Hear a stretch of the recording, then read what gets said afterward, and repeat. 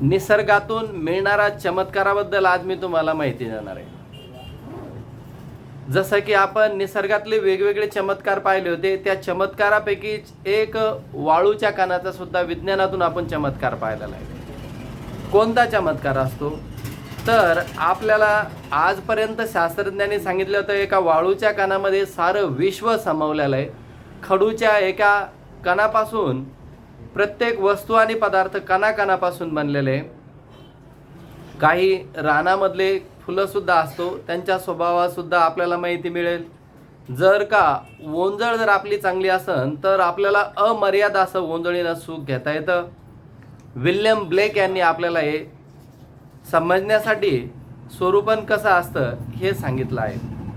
समजा जर का तुम्ही निसर्गाच्या सानिध्यामध्ये गेले तर निसर्गाच्या सानिध्यामधून एकदा एक नदी होती. नदीच्या किनाऱ्यावर 2 झाडं होते.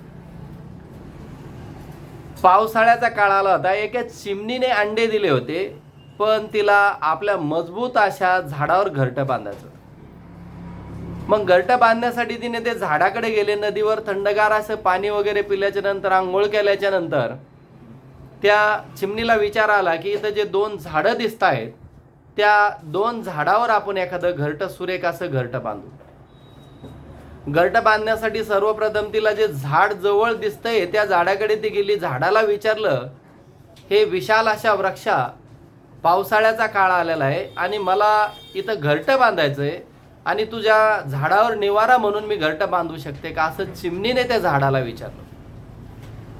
झाडाला विचारल्याच्या नंतर झाड थोडं समजदार असं झाड होतं. दुसऱ्याला तकलीफ होणार नाही आपल्यापासून असं विचार करणारं झाड होतं. त्या झाडाने विचार केला, आपण जर का या चिमणीला आपल्या भोवती झाड बांधून दिलं तर ह्या वर्षी जर का पाऊस जास्त प्रमाणात पडला, पावसाळा जास्त जर का झाला, नदीला जर का पूर आला तर आपले मुळं किंवा आपण ज्या जमिनीत आपले मुळं रुजवलेली त्या जमिनीची माती जर वाहून गेली आणि आपण जर खाली कोसळलं तर आपल्यामुळं ह्या चिमणीच्या पिलाचा आणि चिमणीचा जीव धोक्यात येऊ शकतो. चिमणी विचार करू लागली की आपण एवढंसं छोटंसं घरटं बांधणार आहे, पण घरटं बांधत असताना ह्या झाडाने आपल्याला नकार दिलाय आणि आपलं मनही दुखवलंय. तरी तिने विचार केला की तू नाही बांधून देत, दुसरं कोणीतरी मला घरटं बांधून देईल. अशा प्रयत्नाने चिमणीने परत प्रयत्न सोडला नाही. तसं आपणही प्रयत्न सोडायला नाही पाहिजे. अभ्यास करत असताना चिमणीनं अभ्यास कसा करावा ह्या उदाहरणातून चिमणीनं जे काही घरटं होतं ते घरटं बांधण्याची जी पिलांची जी काही माया होती तिनं सोडली नाही. आपणही अभ्यासाचं घरटं बांधण्यासाठी, आईवडिलाचा सांभाळ करण्यासाठी जिद सोडली नाही पाहिजे. तर त्या चिमणीनं दुसऱ्या बाजूच्या झाडाकडे गेली आणि झाडाला विचारलं, का रे बाबा, ह्या झाडाला तर मी विचारलंय घरटं बांधण्यासाठी, त्याने मला नकार दिलाय आणि तो नकार माझ्या मनाला बोचून गेलेला आहे, थोडंसं दुःख झालेलं आहे, पण आता मला घरटं बांधणं तेवढंच गरजेचं आहे. बाजूच्या झाडाला स्वतःवर विश्वास होता की आपण खंबीरपणे सर्व संकटाचा सामना करू शकतो. त्यामुळे त्याने त्या चिमणीला घरटं बांधण्यासाठी, पिलांना तिथं ठेवण्यासाठी होकार दिला. चिमणीला खूपच आनंद झाला. चिमणीला वाटलं की झाडंही मिळालं, झाडाचे फळंही खाण्यासाठी झाडाने अनुमती दिली, पाने फुले खेळण्यासाठी सुद्धा अनुमती दिली, चिवचिवाट करण्यासाठी सुद्धा अनुमती दिलेली. बाकीच्या दुसऱ्या झाडाने असं का केलं असावं याच्यावरती विचार करत बसले. पावसाळ्याचा काळ आला, काही वातावरणामध्ये बदल झाले. जिथपर्यंत सहनशक्ती होती त्या झाडाने आपली सहनशक्ती एकोपाला लावून आपलं जीवन सांभाळण्याचा प्रयत्न केला.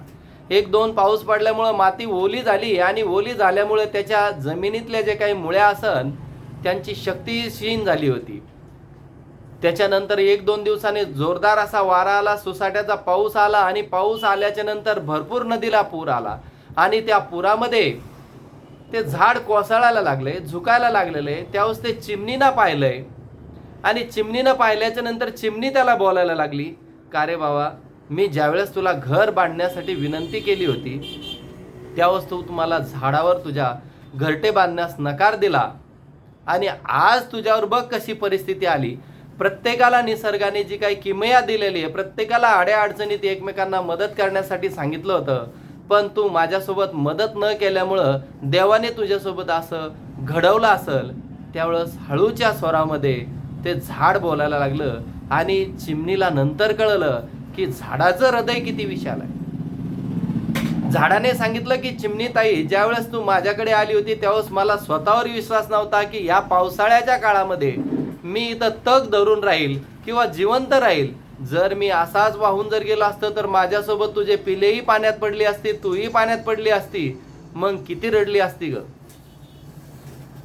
झाडाच्या कोमल स्वभावामुळे किंवा झाडाच्या ज्या काही अमोल अशा शब्दामुळे चिमणीला आपली स्वतःची चूक कळली आणि चिमणीना झाडाला धन्यवाद दिले. पण वाहून जाता जाता तिनं सांगितलं, तू माझा जीव वाचवलास, मी तुझा जीव वाचवू शकत नाही, याचं मला दुःख आहे.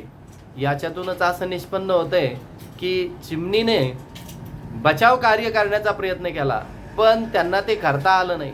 असंच विद्यार्थी जीवनामध्ये, विद्यार्थी दशेमध्ये असताना त्या विशाल अशा झाडासारखे तुमचे आई वडील तुमच्यावर आतोनात प्रयत्न करून तुम्हाला यशस्वी बनण्याचा प्रयत्न करतात, परंतु आपण त्या चिमणीसारखे कमी बुद्धिमान असल्यामुळं परिस्थिती निघून गेल्याच्या नंतर आपल्याला कळायला लागतं की आपले आई वडीलच श्रेष्ठ होतं. आपण त्यांचं म्हणणे, त्यांचे बोलणे किंवा त्यांच्या शब्दाचं पालन करायला पाहिजे, यावरून निष्कर्षाचा बोध घेता येईल.